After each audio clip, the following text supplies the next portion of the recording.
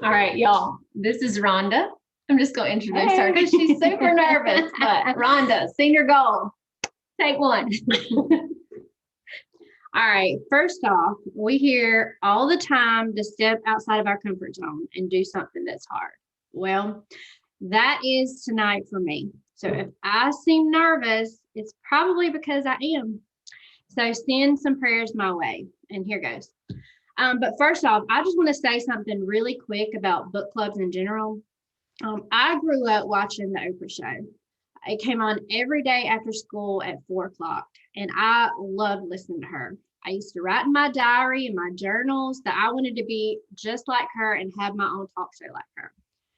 So I don't know if you've ever seen her show, but she had started a book club, and she would have the authors come on and have guest talks come on, talk about the book of the month. Well, fast forward to Plexus. When Terry approached me about this opportunity, I was a very hard no. Like I had every excuse in the book. And then one day she started talking about personal growth and she mentioned a book club. And I was like, wait a minute, hold up. A book club like that is really a thing. So anyway, it was shortly after that that I jumped on board. So I say all that just to say, don't forget about telling people about personal growth and our book clubs when talking about the opportunity, because you just never know what people are searching for. And I just love the fact that the first thing I was asked to leave happens to be our book club tonight. But anyway, on to chapter 17, take back control of your day. So one of the objections that you hear often about why people can't work this business is because I don't have enough time. Maybe you've said it yourself. I know I sure have. I'm a single mom to 3 active girls. I work full time. I have to take on call after hours some day. So in my mind, there was no way I could take on anything else like a business. However, what I have found is that it's not a lack of time that was holding me back, but it was the way that I was delegating my time to be the real problem. So to execute our action plan that we have wrote out for 12 weeks, becoming very intentional with our time is going to be critical. One tactic that we can use to be intentional with our time is time blocking. I'm not even going to lie. When I first heard Christina talk about this in the beginning, my first thought was, there's no way I can do that. It sounded very rigid, like I was being boxed in. It sounded like it was going to take away all my freedom, when actually it was just the opposite. I learned that it was giving me more time freedom. In fact, it has been one of the best practices that has helped me in my business. Now, I'm not going to go a whole lot into specifically how to time block. I know Christina's done several lives on that and some videos, but I will talk about how much it has changed my business. I pencil in everything that is important to me that I need to do, like my devotional time, my workout time, when I have to pick up my girls from school, and of course my IPA time, and so on. There's all kind of planners you can get for this. I just went to Pinterest and printed off some free ones. And on page 135, there's a good template if you don't have one, but it's really helped keep me focused. And the way that I look at time blocking now is I'm already going to be doing these activities, but it just puts them down on paper and gives a specific time to make sure that they get done. So it helps me be intentional with my time. So once I got everything wrote down and I could see it in front of me, I saw that I did in fact have time to work this business. So I would say to anybody that gives you an objection of they don't have time, get out a piece of paper, write out everything that they have to get done in a time slot. And once they see it on paper, I guarantee you they will find more time slots with blanks than they realize. And also think about how much IPA we could get done in car lines, or asking someone to be a driver in a town for a day, or while taking a relaxing bath. I do want to point out on pages 132 to 133 what it talks about blocking out regular time each week dedicated to your strategically important task. This is called performance time. Now, there are 3 primary components of performance time. strategic blocks, buffer blocks, and breakdown blocks. We talked about this in chapter 7, so refer back to that as well. But basically, performance time is an easy to use time blocking system that allows you to operate your business and life by spending your most valuable asset, which is your time, with intention. On page 136, there's a good example of an agenda that has been broken down for us. Just know that the strategic blocks are reserved for the critical high payoff activity, while the buffer blocks are for the low level busy work. That will help you to portion out your time to the things that matter most. In this chapter, he asked the question, what will be different from you if you were consistently able to get more of your most important things done in your life and in your business? Where would you be 12 weeks from now, 3 years from now? By applying this concept, you will see results and feel more in control of your time than you have in years. On page 135, I underlined, if you are not in control of your time, then you won't be in control of your results. Personal effectiveness is about your intentionality. And that really spoke to me. Who does not want to be in control of their results? I know I do. And one of the ways to do this is to take control of your day and be very intentional with your time. He says effective time use can be the difference between mediocre and great performance. And I don't know about you, but I don't want to just get by in life. I want to excel. The great people in history, politics, our culture, jewels, diamonds on our team had no more time in the day than you or I do. It was just what they did with their time that made all the difference. The breakdown lies in your moment by moment choices. On page 132, he writes, one of the building blocks of our success is the ability to spend time on what matters most. So once you've created your vision, your 12-week goals, got your action plan, it should be pretty clear what actions are the most important for you to achieve results. Concentrate on actions that are high leverage for your business first. So what do I mean by that? So for example, I love to learn. I love personal growth. So at the beginning of my business, I was watching all the training videos I could get my hands on, which is good. That's not a bad thing. That will certainly help me be more effective. But watching training videos is not going to pay me money. So I need to make sure that I'm doing all activities like all my reach outs and follow-ups first in the day, and then schedule a time for reading and watching videos after the more important activities are done. Know what's important and what's not important. What is not important doesn't mean that it shouldn't be done. It just means it shouldn't be done in the peak hours of the day. So take note of your most productive time of the day. So I'm a morning person. Some of you are night owls. So whatever time of the day is going to be best for you, concentrate at that point to get the most done. So when you block out your IPA time, concentrate and do not get distracted.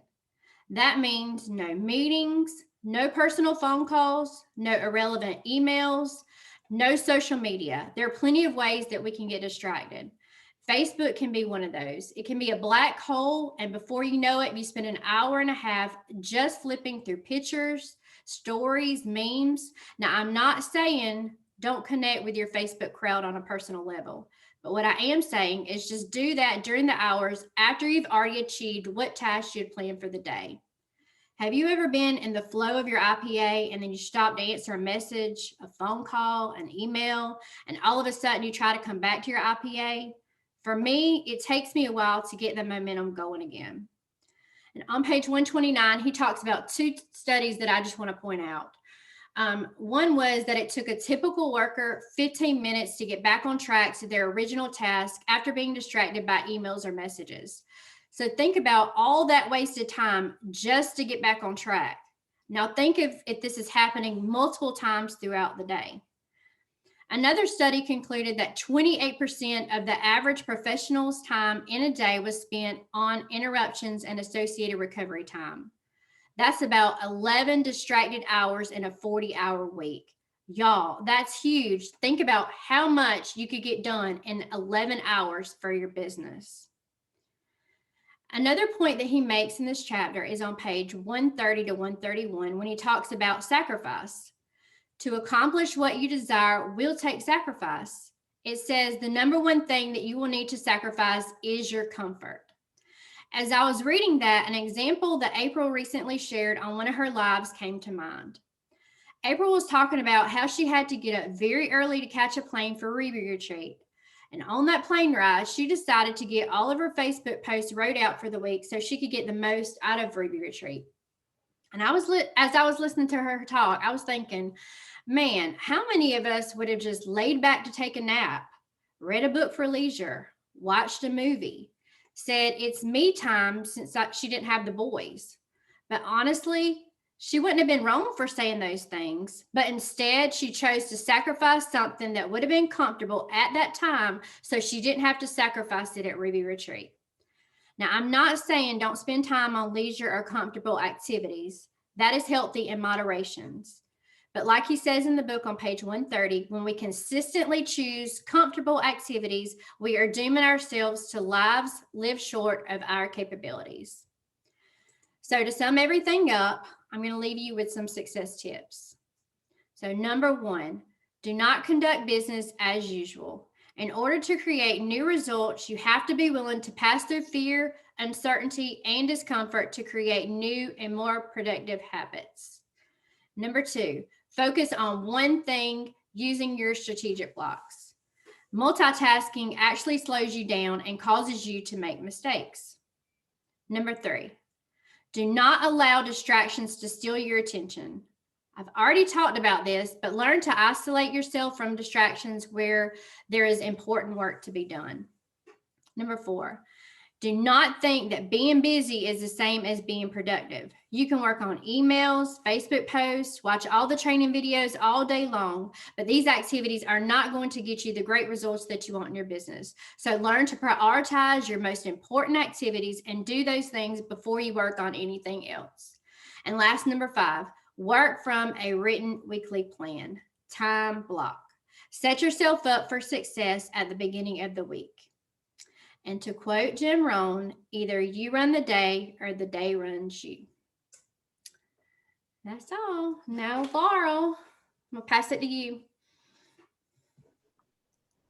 Good job, Rhonda. We couldn't tell you were nervous at all. Okay, let's see. All right, chapter 18, taking ownership. Many people refuse to take responsibility for their actions and want to blame others for their failures. My ex-husband is one of those people. Do you know someone like this? Maybe you are one of those people. I know I'm guilty too. Oftentimes, we want to blame our parents, blame our boss, blame our team. How about this one? It's my level 1's fault. She stopped working. Or what about this one? I'm running out of people to ask to join my team. We often want to play the victim, but instead we need accountability. How does accountability help us? Accountability helps us gain control of our own life, shape our destiny, fulfill our potential, take ownership of our own actions and results. Look around. Successful people are accountable people. On page 145, we all read the story of Dustin Carter, the wrestler with no arms and no legs. Would it have been easy for Dustin to be a failure? Yes. I watched a YouTube video interview of Dustin, and he said this: I kept doing everything I could do to get better. Dustin received the Medal of Courage Award from the Ohio chapter of the National Wrestling Hall of Fame. Now, back in 2012, I ran my first and only marathon, full marathon. I ran a marathon with another runner who had no legs. He ran with long stump carbon fiber running blades. Would it have been easy for him to be a failure? Yes. But y'all, he finished the race ahead of me. What are we allowing to stand in our way of being successful? Is it time? an unsupportive spouse, busy mom life, a full-time job, all the housework, all the laundry, family time? Are we allowing any of those things to keep us from our 12-week goals? If so, let's stop letting all those things keep us from living the life we desire, the life we are capable of. Let's stop with the excuses. Here's some actions to create greater accountability in your life. Do not settle for mediocre. Change your mindset. Stop feeling sorry for yourself. Understand, if you want different results, you have to do different things to get those results. Remember that community matters. Now, I teach 5th grade science, and we have been studying about atoms, the protons, the neutrons, and electrons. So I tell them a way to remember those 3 things. I tell the Addams family story, and it goes like this. The Addams family consisted of Patty Proton, Nellie Neutron, and Elliot Electron. Patty Proton was positive all the time. She never stopped smiling. Nellie Neutron was neutral. Nothing made her smile nor frown. She was just blah. Elliot Electron was negative. He stirred trouble for the whole family with his negative attitude. I've been told you are who you hang around. So, do you want to be Patty Proton, Nellie Neutron, or Elliot Electron? We always have a choice. I say, choose your non-negotiables. Choose to time block. Choose to do customer care, even though it's hard to keep up. Choose to get on 3-way calls, even though a quick text message is easier. And choose your why. So what matters most? Is your 12-week goal to become the next rank? Is your 12-week goal to have your points catch up with your current rank? Is your long-term goal to become a diamond? Tips on how you can create accountability within your team to reach those goals. Number 1, become aware of victim conversations. And we've all heard Brittney and Christina ask us, and how does that make you feel? They make us think instead of allowing us to play the victim. Model accountability and clarify expectations, meaning do the hard things, y'all. Do the calls, do the book studies, IPA, personal growth, learn from life. Hey, God forgives, so forgive yourself. If this 12-week plan is a failure, start over on a new 12-week plan and try again. Be productive. Focus on the things you can control. Maybe as some of you saw my post this week about inviting Jesus into your boat. Just when Peter was about to give up because of failure to catch fish, he invited Jesus into his boat. I'd like to end with a portion of my devotion from this morning. Jesus taught the disciples where to fish, when to fish, and how to fish. And he will teach you how to succeed. But like Peter, sometimes your plans will fail before you become willing to accept God's plan. And if that's what it takes, God will let you fail. Notice 2 things here. Peter did not argue with Jesus. He simply obeyed. As a professional fisherman, he may well have thought, Lord, who are you trying to tell me how to fish? He may even thought if he didn't catch anything at night when the fish were usually biting, he surely wasn't going to catch anything in the middle of the day when the sun was glaring down on the water.